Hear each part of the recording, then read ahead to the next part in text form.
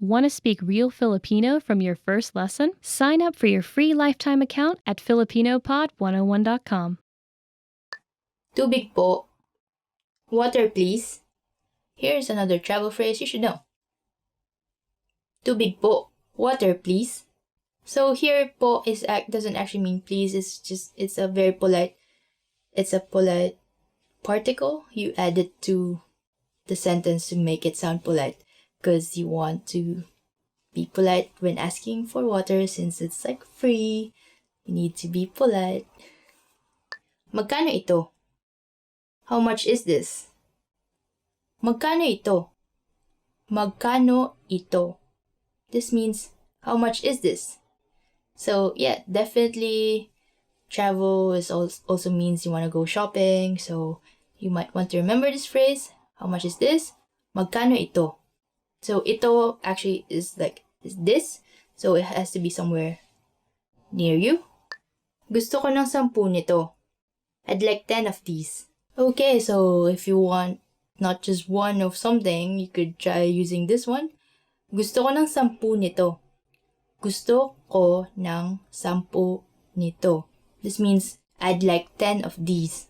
10 means 10. So if you replace 10 with another number, then you could make any sentence you want. For example, you want, 50. 50 is 50. So gusto ko ng 50 nito. Or if you just want 3, you could say, gusto ko ng 3 nito. I don't know what these are. But if it's 10, maybe it's like some kind of souvenir, Pwede niyo ba akong bigyan ng discount? Could you give me a discount? Hey, another travel phrase you should know is, especially in the Philippines and if you want to have some bargain, pwede niyo ba akong bigyan ng discount? Pwede niyo ba akong bigyan ng discount? Could you give me a discount? So, here's a tip when you're trying to bargain for something. You don't just ask this. You should have a price in mind that you would like to offer them back. So, it's more of like a negotiation, not like, oh, can you give me a discount? They'll probably ask you, so how much would you like to buy it for? So, you have to be prepared for that and not just ask, give me a discount.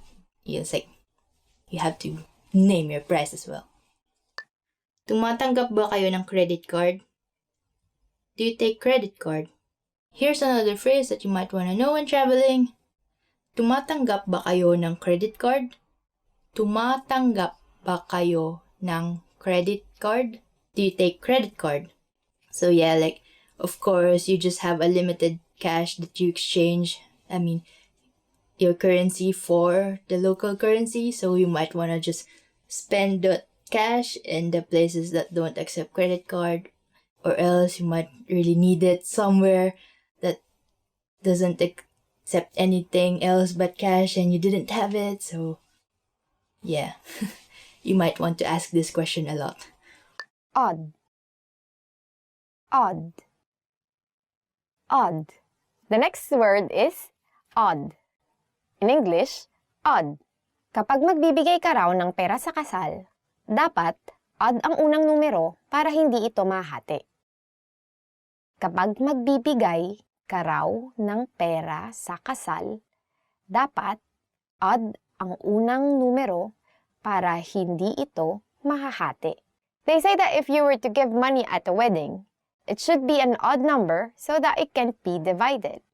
So it means that you should give odd numbered amount of money so that symbolically, right? So symbolically it means that the couple won't be separated, right? Magkalkula.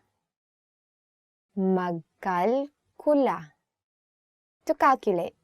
Magkalkula. In English, to calculate. Kaya mo bang magkalkula ng mabilis? Kaya mo bang magkalkula ng mabilis? Can you calculate quickly? Can you? No, she cannot. Sorry. Dagdagan. Dagdagan. To add. Next word is dagdagan or to add. Pakidagdagan ng 5 pang order ng kanin. Pakidagdagan ng 5 pang order ng kanin. Please add 5 more orders of rice. Wow, rice is life. Okay, I don't judge this person, but still like 5 orders of rice. Please eat whatever you want. Bawasan. Bawasan. To subtract. Bawasan or to subtract. Huwag mong bawasan ng tax ang mga nagpa-part-time job lamang. Huwag mong bawasan ng tax ang mga nagpa-part-time job lamang. Don't subtract the tax for those who are just working part-time. Hatiin. Hatiin. To divide. Hatiin or to divide. Hatiin natin ito sa 8. Hatiin natin ito sa 8. Let's divide this into 8. What else do you divide by 8? Just pizza and cake. Or you probably get like 8 cups of rice. Divide this into 2.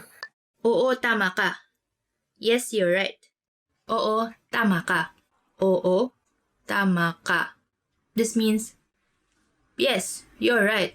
This one, it's actually kind of like you're opening towards disagreement. You think that this is something you use to agree to someone. Well, it is if you don't include the word but. It's like, yes, you're right, but it usually goes like that, right? So, oo, tama ka, pero mali ka. You're wrong. Mali ka. Mali ka. You're wrong. This expression, you don't really just use it on your own. Just say, mali ka. It sounds very childish. You just say you're wrong. So you have to follow it with why you think that person is wrong, or else you'd act like some kid with a tantrum or some very, very close-minded person. Sa tingin ko, hindi. I don't think so. Sa tingin ko, hindi. Sa tingin ko, hindi. I don't think so.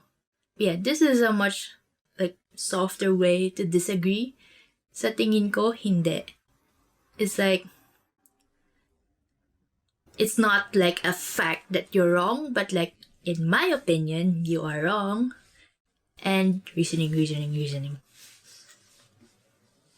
Don't forget to reason, or else you won't succeed in your disagreements. Siguro. Maybe. Filipinos actually like using this one. Siguro. Siguro. This means maybe. So yeah, if you don't want to be I don't really agree with you, but I don't really want to disagree with you, you could just say, be in the middle and say, maybe, siguro. Well, it's actually, you could also use this to open up another argument. Siguro, I'd like to do this one more than what you just said. Or, siguro, this is a better idea. Maybe this is a better idea. Totoo yan. That's true. Here's another expression you could use to agree to someone, which is, totoo yan. Totoo yan. It means, that's true. If it's true, then you agree that what they're saying is correct. And you could say, totoo yan. Asawa. Asawa. Wife or spouse. Asawa or wife or spouse. Ang aking asawa ay dating sumali sa Miss Universe. Ang aking asawa ay dating sumali sa Miss Universe. My wife was in the Miss Universe pageant. Wow, lucky you. And this is again what we were discussing earlier about the word asawa, which literally means spouse. So if you want to put a gender on asawa, you would say asawang babae for wife or asawang lalaki for husband. So because of the context, then you can tell that the speaker is referring to a female spouse, right? Biyenang babae. Biyenang babae. Mother-in-law. Biyenang babae. Or mother-in-law. Ang aking biyenang babae ay napakabait. Ang aking biyenang babae ay napakabait. My mother-in-law is very kind. Oh, very lucky. You have a very scary father-in-law and a very kind mother-in-law. And we forgot to say something about biyenan, because biyenan again is a gender-neutral word. So biyenan just means in-laws, right? When you want to emphasize that you're referring to the mother-in-law, then you would add again the word for female, which is babae. So you would say biyenang babae. And then for males, you would say biyenang lalaki. Lola, lola. Grandmother, lola, or grandmother. Hindi na ako namumukhaan ng aking lola. Hindi na ako namumukhaan ng aking lola. My grandmother can no longer recognize me. Oh, this is pretty sad. Katuwang, katuwang, partner. Katuwang, or partner. Ang katuwang sa buhay ang iyong kasama sa hirap at ginhawa. Ang katuwang sa buhay ang iyong kasama sa hirap at ginhawa. Your partner in life is your companion through thick and thin. When you're thin and then when you become thick, that's what it means. Tia, tia, aunt, tia, or aunt. Mapagbigay ang aking tiya. Mapagbigay ang aking tiya. My aunt is generous, or tita, right? Now, being a tita is kind of like a frame of mind, right? You're lazy, you just want nice things, you just want to drink tea, you just want to relax, be experience not be, not be sweaty. If you're a tita, you're in everyone's business. Aside from all those things that I said. So imagine, you always would have titas that ask you, why aren't you still married, right? There are always those titas. They just have so much time, right? Inaantok ako. Inaantok ako. I'm sleepy. If you're feeling sleepy, you can say, inaantok ako, or I'm sleepy. After lunch, usually that's the time when you feel this, you're really sleepy. Even though you have lots of work, you're feeling sleepy, or sometimes you don't have lots of work, you're feeling sleepy. So, you can say it. It's valid, it's okay. Just don't say it to your boss. I don't think, if your boss asks you, how are you? I'm sleepy. Oh, that's not really good. Well, probably should go home, not come back anymore. Goodbye. Thank you for your service. That's how it will go, right? Masama ang pakiramdam ko. Masama ang pakiramdam ko. I'm feeling bad. Or if you are not feeling so well, you can say, masama ang pakiramdam ko. Or, I'm feeling bad. So, you can say this if you have a bit of cold, for instance, or your stomach is upset, or what else? Or you have a broken heart, those kinds of things. So if you want to say that you're feeling bad, you say, masama ang pakiramdam ko. Okay ako. Okay ako. I'm okay. But what if you're just fine? What if you're just okay, but you don't want to say, I'm fine? Or mabuti naman ako, or ayos naman ako. You can also say casually, okay ako. Which is very casual. Very simple, okay ako. Okay na okay ako. Okay na okay ako. I'm great. If you want to say that you are really doing great, then you can say, okay na okay ako. You would have to note that in Filipino, when you repeat words, it, what's it called? It's a superlative version of the adjective, kind of. But it's not. But it's kind of amps up the impact of the adjective. So it's equivalent to very. So you would say, okay na okay ako, meaning I'm super duper okay, right? Or if you're really, for instance, sleepy, you would say, antok na antok ako, instead of just saying antok ako, right? Salamat sa pagtatanong.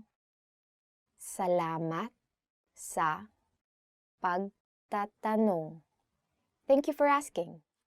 And for instance, you were feeling bad and then This person that asked you, how are you, made you feel happy, then you can say, thank you for asking, or salamat sa pagtatanong.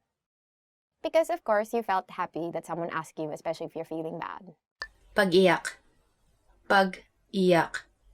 To cry. Our next word is iyak or pag-iyak, meaning to cry.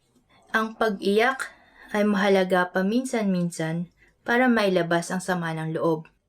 Ang pag-iyak ay mahalaga paminsan-minsan para mailabas ang sama ng loob. Crying is sometimes necessary in order to release our feelings. I agree with this.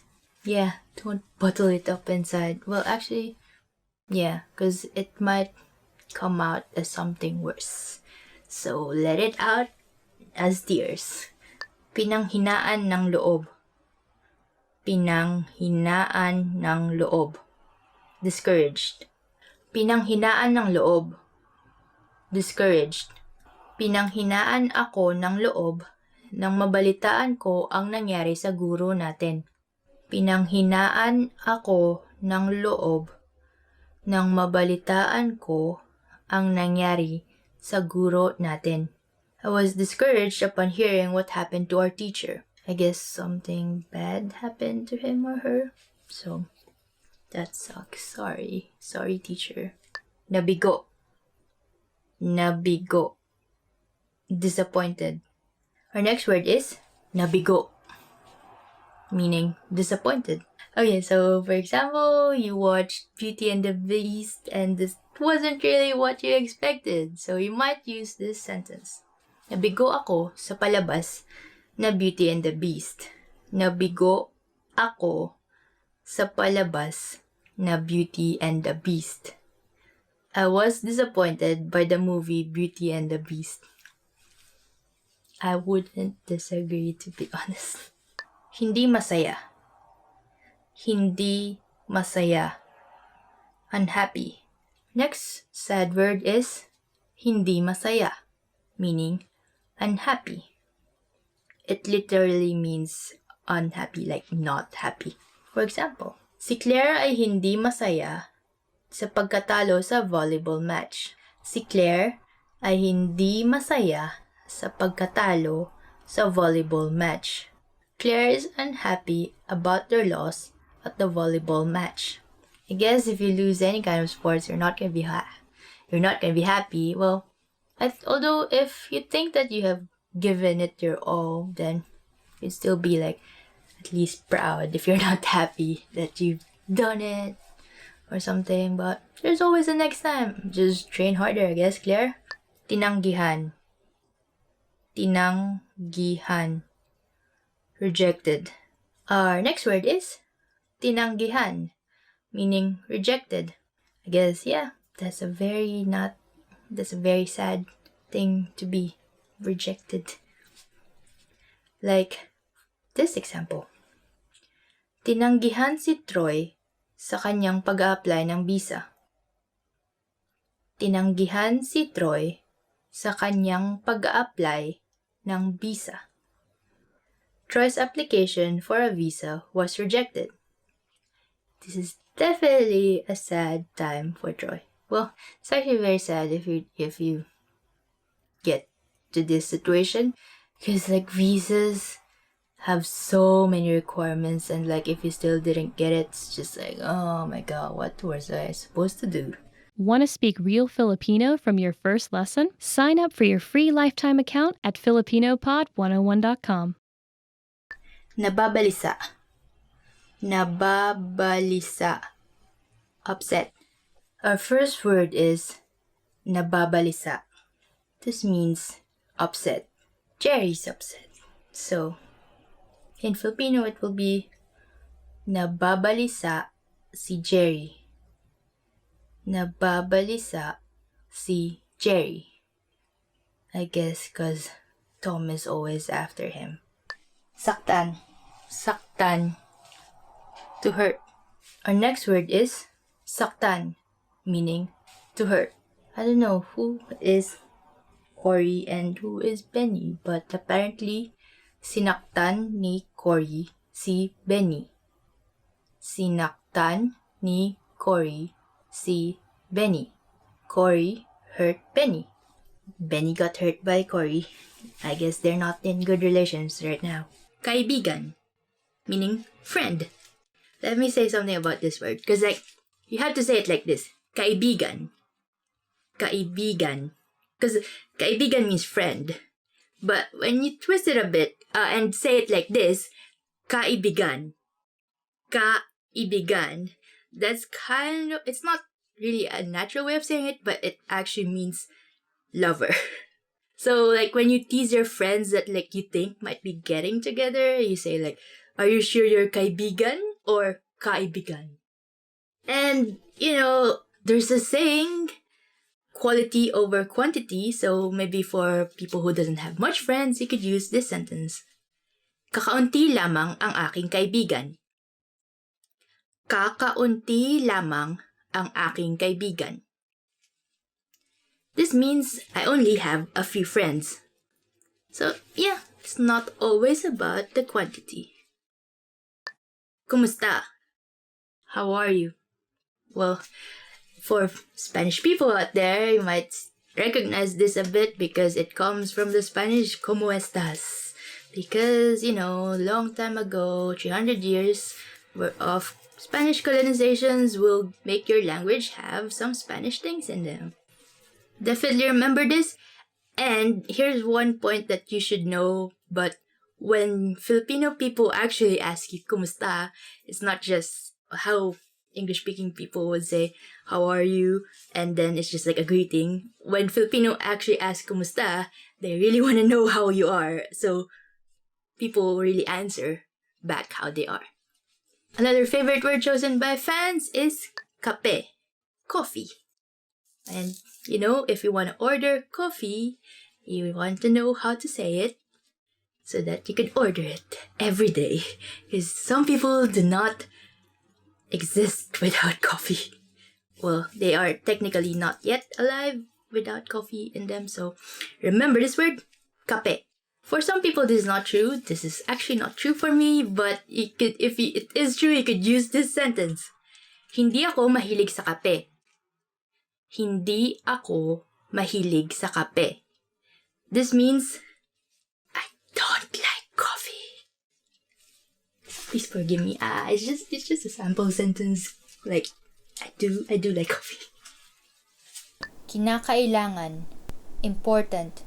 Next one is kinakailangan, meaning important. Kinakailangan laging maging tapat sa trabaho. We must always be honest at work. Kumukuti-kutitap, twinkling. Next one is kumukuti-kutitap, meaning twinkling. So I guess the hard part of this is the vowels, because it's mostly oo, but there's I and somewhere. Kumukuti-kutitap. I guess the only way to pronounce this is to remember all the syllables.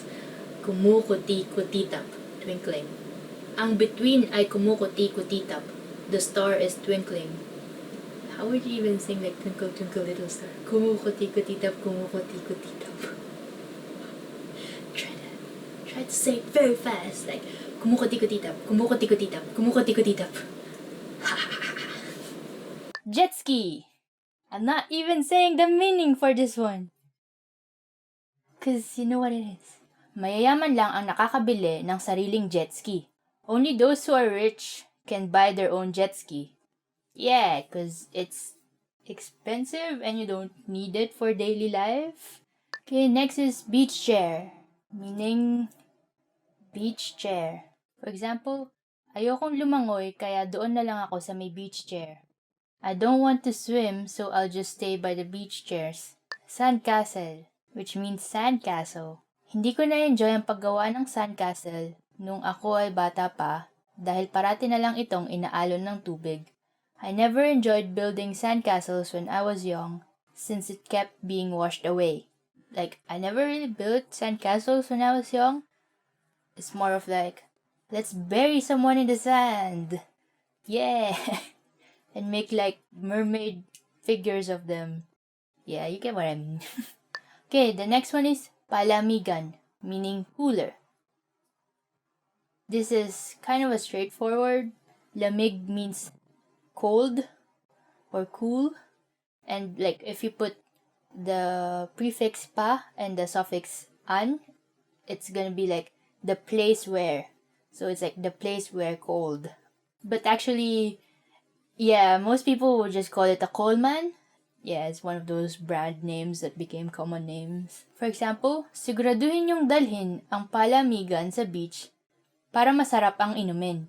Make sure to bring the cooler on the beach so that our drinks would be thirst quenching. Cause like everywhere it's hot, so we like our drinks cold. A cooler is a must-have. Biyenang babae. Biyenang babae. Mother-in-law. Biyenang babae. Or, mother-in-law. Ang aking biyenang babae ay napakabait. Ang aking biyenang babae ay napakabait. My mother-in-law is very kind. Oh, very lucky. You have a very, scary father-in-law and a very kind mother-in-law. And we forgot to say something about biyenan, because biyenan, again, is a gender-neutral word. So, biyenan just means in-laws, right? When you want to emphasize that you're referring to the mother-in-law, then you would add, again, the word for female, which is babae. So, you would say biyenang babae. And then for males, you would say biyenang lalaki. Lola. Lola. Grandmother. Lola. Or grandmother. Hindi na ako namumukhaan ng aking lola. Hindi na ako namumukhaan ng aking lola. My grandmother can no longer recognize me. Oh, this is very sad. Katuwang. Katuwang. Partner. Katuwang or partner. Ang katuwang sa buhay ang iyong kasama sa hirap at ginhawa. Ang katuwang sa buhay ang iyong kasama sa hirap at ginhawa. Your partner in life is your companion through thick and thin. When you're thin and then when you become thick, that's what it means. Nahihilo, meaning dizzy. Wonder why people like this word. Nahihilo. I mean, I myself do not like this word because I do not want to be dizzy. If someone invites you to go to the merry-go-round and you can't really hack it, you could say this sentence. Nahihilo ako sa merry-go-round. Nahihilo ako sa merry-go-round. This means I get dizzy riding the merry-go-round. If you're in the Philippines and you go to our favorite and only amusement park near Manila, you probably know what a flying fiesta is. And usually people are nahihilo in the flying fiesta.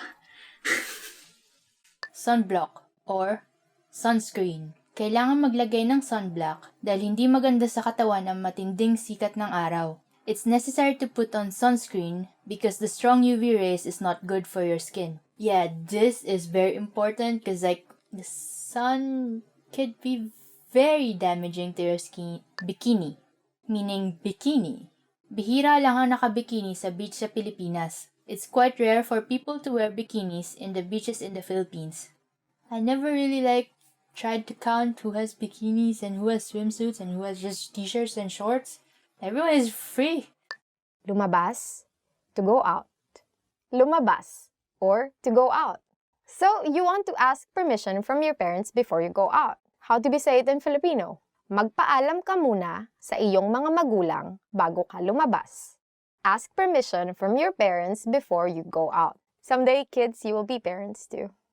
Magtanong, to ask. Magtanong, to ask. So, for example, you have a new office mate and you want to tell your office mate, huwag kang mahiyang magtanong kapag hindi mo alam ang sagot. In English, what you just said means, don't hesitate to ask if you don't know the answer. The next one is pamaypay, meaning fan. Gusto kong bumili ng pamaypay. I want to buy a fan. It's if it's hot, you just need a fan. Or a lot of fans. We also use fans for barbecuing, so it's very popular during the summer. Pumasok, to enter. Pumasok, to enter. For example, you went to a club and you have a friend who looks 18, actually, who looks younger than 18, like a high school student. So you can tell this friend, you are not allowed to enter the club if you're under 18 years old. Or in Filipino, bawal pumasok sa club ang mas bata sa 18 taong gulang. Maramdaman, to feel. So next verb is maramdaman or to feel. For example, you really are irritated with a person and you don't want the person to feel that you're irritated with him or her. So if you want to say in English, I don't want her to feel that I'm frustrated, then you would say in Filipino, ayaw kong maramdaman niya ang inis ko sa kanya. But I think you have to approach her and tell her that you are frustrated. So go ahead and tell her. Maging, to become. Maging, to become. Maging can mean to be or to become. Mahirap maging hindi tapat sa sarili. It's hard not to be honest with yourself. Baba, going down. This first one is actually a sentence and it's just made of one syllable, which is ba. So it goes, baba, it means going down. Baba means down. And bababa means going down. And the ba at the end is like our question marking particle. So baba. If you're going down and someone asks this to you, then you just reply with oo, meaning yes, or bababa. So bababa. It's like the longest conversation in Filipino using one syllable. Sabihin, to say. So our next verb is sabihin. In English, it can mean either to say or to tell. So for example, we want to say in English, don't tell our secret to anyone. In Filipino, you would say, huwag mong sabihin ang sikreto natin kahit kanino. Bulaklak, flower. Okay, next is bulaklak, meaning flower. For example, mabango ang bulaklak. The flower smells good. Miserable. Miserable. Our next one is miserable, meaning miserable. So it's actually spelled the same way as miserable, but again, we say it as how it is spelled out, miserable. So, for example, you had the report and then it didn't go well, so you might want to say this. Magulo ang report namin kanina, kaya miserable ang pakiramdam ko. Magulo ang report namin kanina, kaya miserable ang pakiramdam ko. Our report a while ago was messy. That's why I feel miserable right now. Guess you just have to let time heal you and move on. Because it's just a report. Kamusta? Kamusta? How are you? So the first word is, how are you? In Filipino, kamusta? So this is very useful when you pass by someone, you want to know how they are, right? Or you just want to ask someone how they are. Porsyento. Porsyento. Percent. Our next word is porsyento. In English, percent. Ilang porsyento ang income tax sa Pilipinas? Ilang porsyento ang income tax sa Pilipinas? How much is the income tax percentage in the Philippines? Pag-iyak. Pag-iyak. To cry. Our next word is iyak or pag-iyak, meaning to cry. Ang pag-iyak ay mahalaga paminsan-minsan para mailabas ang sama ng loob. Ang pag-iyak ay mahalaga paminsan-minsan para mailabas ang sama ng loob. Crying is sometimes necessary in order to release our feelings. I agree with this. Yeah, don't bottle it up inside. Well, actually, yeah, because it might come out as something worse. So let it out as tears. Want to speak real Filipino from your first lesson? Sign up for your free lifetime account at filipinopod101.com. The first tourist attraction is Hagdan-Hagdang Palayan ng Banawe. Banawe Rice Terraces. Ang Hagdan-Hagdang Palayan ng Banawe ay gawa ng mga taga-Ifugao. Ang Hagdan-Hagdang Palayan ng Banawe ay gawa ng mga taga-Ifugao. The Banawe Rice Terraces were made by the Ifugaos. So, Ifugao is part of the Cordillera Autonomous Region, right? And in that area, actually, it's very mountainous. So, it's very hard to plant anything. Not that it's really hard, but then the topography of the place, it's not really easy to do agriculture. So, what many of the Ifugao people there did was to carve the side of the mountain into these sort of rice, to these sort of terraces. That's why we call it hagdan-hagdan, literally like stairs, because they look like stairs. And then on those flat areas, then now you can plant rice. But this is a very nice place. So if you want to experience nature, then please come to the rice terraces. The next tourist destination is Boracay. Boracay. Boracay ang isa sa pinakasikat na beach sa Pilipinas. Boracay ang isa sa pinakasikat na beach sa Pilipinas. Boracay is one of the most popular beaches in the Philippines. Can be a bit crowded, but it still has one of the most beautiful fine sand beaches that I've seen, right? You can choose different places where you want to stay because there are so many tourists. And now actually because they wanted to clean up the beach, also clean up the water. So they're closing it for 6 months, and hopefully it's going to be better because a very good place, very, very popular place. So the next top destination is Palawan. Palawan. Paborito kong isla ang Palawan dahil sa dami ng pwedeng mapuntahan na pang turista. Paborito kong isla ang Palawan dahil sa dami ng pwedeng mapuntahan na pang turista. Palawan is my favorite island because of its numerous tourist destinations. So we went to Palawan, I think, in 2015. So we went there in 2015 with some friends. It was actually very easy to do island hopping. This popular places to go in Palawan is El Nido. The underground river is a very popular place to visit. Everything is protected in Palawan. It also boasts of lots of flora and fauna.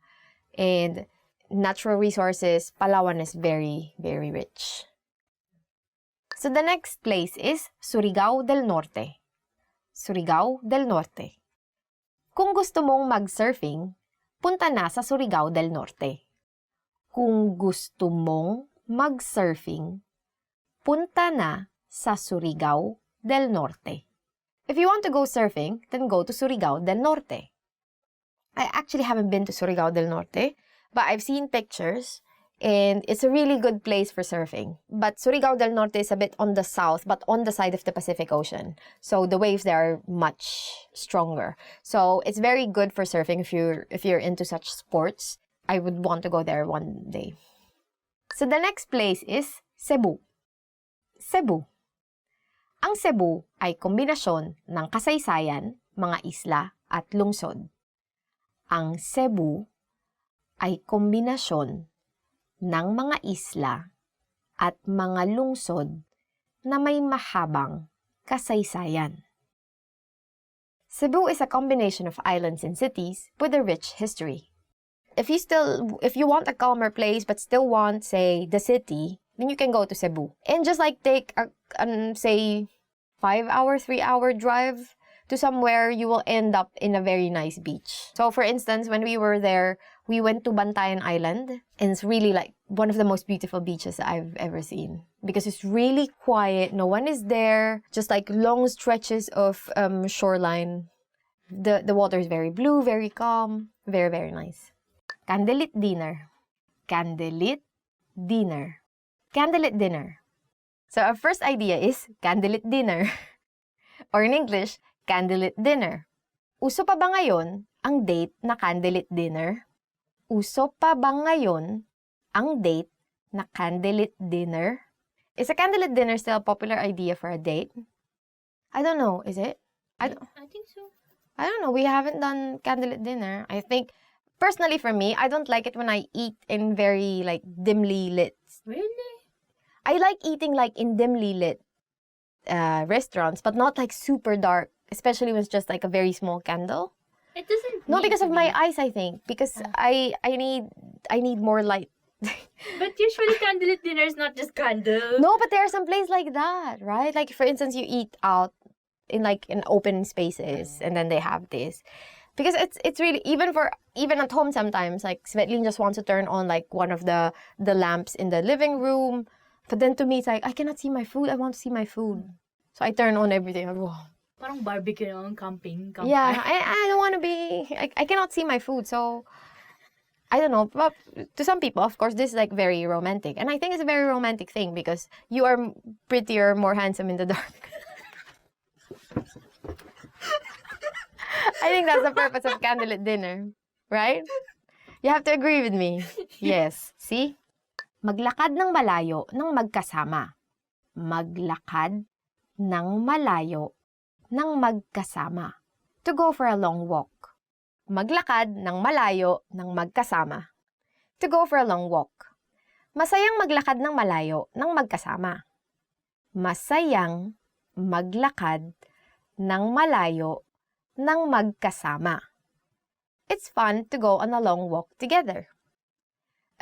I think this is true because I remember when me and Svetlin are still flirting with each other. We walked for 3 hours. Or I think just because he doesn't have money. He's so poor. Hi, person. So I think but actually this is very good because walking together makes you fit and then makes you more, makes you talk more to each other, right? So then you can have, like, really good conversations while you're talking, and then you see different things, you see different people. You're just, like, very, invigorated while you're walking. But at the same time also because you don't have money, I think. Right? Yes, that means if your partner wants to walk so much, that means it's a very practical partner, right? And also a very poor partner. Poor but healthy. Poor and healthy, yeah. So this person will live very long. Prepare to walk for very long. Mag-bowling. Mag-bowling. To go bowling. Mag-bowling or to go bowling. Imbitahin natin ang iba pang kaibigan para mag-bowling. Imbitahin natin ang iba pang kaibigan para mag-bowling. Let's invite some friends to go bowling. Bowling is actually much more fun if you go there with friends, right? Then because you feel, like, very competitive, you just want to beat your friends, beat them to the dust, right? You could use your bowling ball for that. Yeah. But I'm never good at bowling. Yeah, so It's still fun. yeah, but it's really fun even if you're not good at it. It's not so expensive also, right?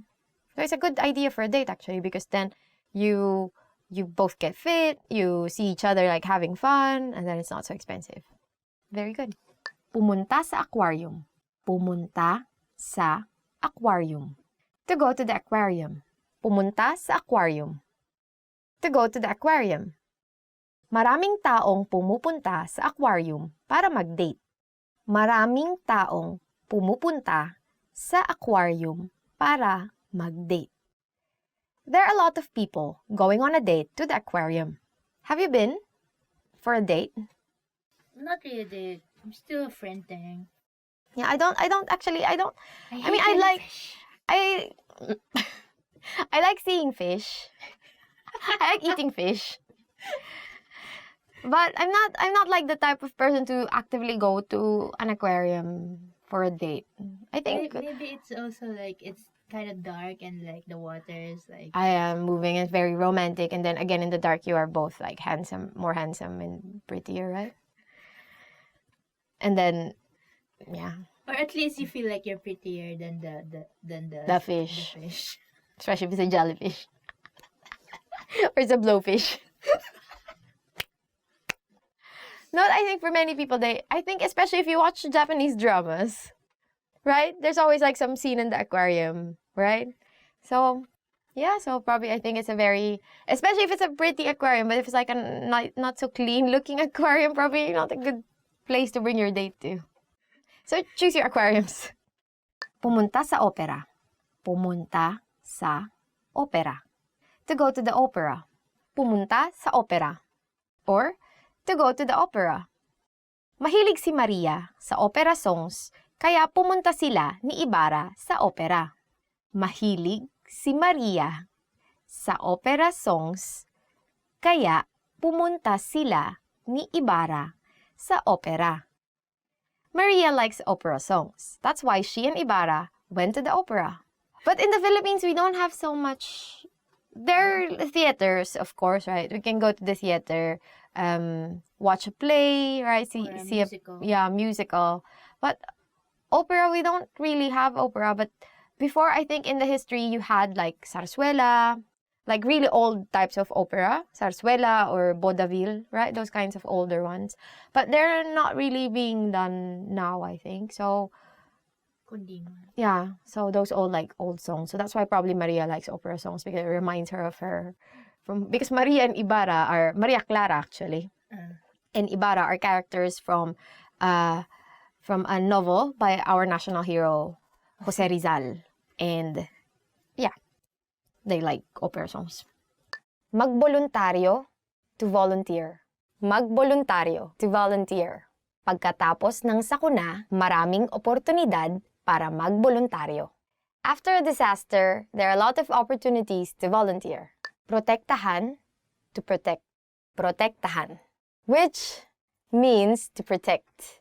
Kailangan nating protektahan ang mga nanganganib na uri ng hayop.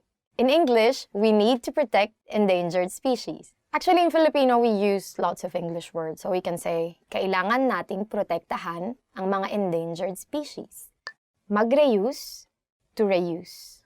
Mag-reuse, to reuse. Ang pag-reuse ay isang paraan ng pagtitipid. In English, reusing is one way of saving. Pangalagaan, to conserve. Pangalagaan, which means to conserve. In Filipino, pangalagaan natin ang mga likas na yaman. Let's conserve natural resources. Magbawas ng basura, to reduce trash. Magbawas ng basura, to reduce trash. Kailangan magbawas ng basura ang mga industriya. Industries need to reduce their wastes. Don't say it as mga. Say it as mga. First word is magbiyahe sa ibang bansa. To travel abroad. The first word is magbiyahe sa ibang bansa, which means to travel abroad. Magbabiyahe ako sa ibang bansa pag may nakita akong murang plane ticket. I'll travel abroad when I find a cheap plane ticket. So my favorite place actually is El Nido. It's really, what do you call this? Like, it's very calm. The water is not cold, it's not warm, it's just perfect. So you will enjoy it. So start booking now. Mag-relax sa beach. To relax at the beach. Next we have mag-relax sa beach, which means to relax at the beach. Abril ang buwan na pinakamainam na mag-relax sa beach. April is the best month to relax on the beach. So actually for this month, it is now something like 30 to 40 degrees, and April and March are considered the hottest months in the country. Mag-aral ng Filipino gamit ang filipinopod101.com. To learn Filipino with filipinopod101.com. Mag-aral ng Filipino gamit ang filipinopod101.com, which means to learn Filipino with filipinopod101.com. So for example, if you really are very eager to learn Filipino this summer, you can say, subukan mong mag-aral ng Filipino gamit ang filipinopod101.com at kasama ang mga kaibigan mong Pilipino. Try learning Filipino using filipinopod101.com with your Filipino friends. Matutong magluto ng pagkaing Pilipino. to learn to cook Filipino food. Matutong magluto ng pagkaing Pilipino. To learn to cook Filipino food. So if you want to use it in a sentence, in Filipino, you can say, kung gusto mong matutong magluto ng pagkaing Pilipino, magsimula ka sa adobo. In English, you can say, if you want to learn to cook Filipino food, start with adobo. Because it's the easiest thing to cook. Mag-ihaw. To have a barbecue. Next word is mag-ihaw, which means to have a barbecue. Pinakamainam ang mag-ihaw ng manok sa beach. It is best to have a chicken barbecue on the beach. You can actually barbecue other stuff, like from chicken, pork, to innards. We even have a coagulated blood. Sandcastle, which means sandcastle. Hindi ko na-enjoy ang paggawa ng sandcastle nung ako ay bata pa dahil parati na lang itong inaalon ng tubig. I never enjoyed building sandcastles when I was young since it kept being washed away. Like, I never really built sandcastles when I was young. It's more of like, let's bury someone in the sand. Yeah. And make like mermaid figures of them. Yeah, you get what I mean. Okay, the next one is palamigan, meaning cooler. This is kind of a straightforward. Lamig means cold or cool. And like if you put the prefix pa and the suffix an, it's gonna be like the place where. So it's like the place where cold. But actually, yeah, most people would just call it a coalman. Yeah, it's one of those brand names that became common names. For example, siguraduhin yung dalhin ang palamigan sa beach para masarap ang inumin. Make sure to bring the cooler on the beach so that our drinks would be thirst-quenching. Cause like, everywhere it's hot, so we like our drinks cold. A cooler is a must-have. Okay, next is laki ng tubig or tide. Usually in the Philippines, we just call it either high tide or low tide. But anyway, you could use it in the sample sentence. Hindi ako marunong tumingin ng pagpalit ng laki ng tubig. I don't know how to observe the change of tides. Guess if it's like low, it's low tide, and if it's high, it's high tide. There's this expression, if you ask Filipinos like, how many islands are there in the Philippines? They would ask you back, in high tide or low tide? Kulay balat, meaning tan. Bakit ang mga may kulay balat ay gusto magpaputi at ang mga maputi ay gusto magkakulay balat? Why is it that people with tan skin want to have pale skin and people with pale skin want to have tan skin? This is so true. Just be proud of your skin color. Next is snorkeling, meaning snorkeling. May magandang snorkeling spot sa Coron, Palawan. There is a nice snorkeling spot in Coron, Palawan. If you want to go to a beach in the Philippines, please go to Palawan because it's very beautiful. Chinelas or flip-flop. Hindi na kailangan magdala ng sapatos pag pupunta sa beach. Chinelas na lang. There is no need to bring shoes when going to the beach. Just wear flip-flops. Chinelas is part of like Filipino culture. It's like the footwear you use at home. It's also the footwear that parents might use if you're being naughty. Backpack. In Filipino, you say backpack, right? So if you want to say backpack, you say backpack. It's a less it's like a less a because of the K actually. It kind of sounds a bit rolled, right? So backpack. So if you want to say backpack, you say backpack. So you want to ask your friend, which is easier to carry, a backpack or a shoulder bag? Then you say in Filipino, ano ang mas madaling buhatin? Backpack o shoulder bag? So the next word is kaklase, or in English, classmate. So for example, you have a very beautiful classmate in your school. So in Filipino, you would say, sikat ang maganda kong kaklase sa buong paaralan. My beautiful classmate is popular in the school. Of course, where would she be popular? She's your classmate, right? If you say my beautiful friend is popular in the school, okay, yeah, but my beautiful classmate is popular in the school. Kaklase is like a general, like I said, it's just a term for classmate, right? We don't use it for any other thing, just classmate. Okay, So, the next word is takdang aralin or homework.